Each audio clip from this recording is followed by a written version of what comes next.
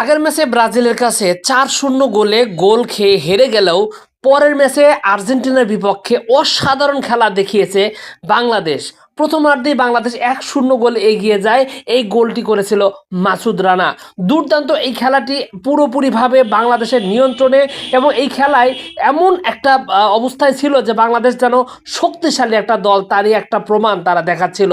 কারণ বিশেষ করে রক্ষণ ভাগ এবং আক্রমণ ভাগ দুইটি জায়গায় আর্জেন্টিনার চাইতে বেশ ভালো রকমভাবে এগিয়েছিল বাংলাদেশ, এবং অসাধারণ সব পাঁচ, লং পাঁচ, এবং সেই সাথে শুরু হয়েছিল বিভিন্ন রকমের ড্রিবলিং, সব মিলিয়ে অসাধারণ খেলা উপভোগ করেছে বাংলাদেশের দর্শকরা।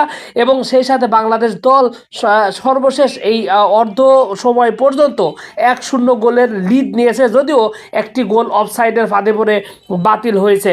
তো তারপরেও এখন পর্যন্ত আর্জেন্টিনার চাইতে বাংলাদেশ খেলার স্কিল, খেলার দক্ষতা সব দিক থেকে যে পর্যায়ে রয়েছে, তাতে এই খেলায় শেষ পর্যন্ত বাংলাদেশ জয় নিতে পারে বলে অনেকেরই ধারণা করতেছেন।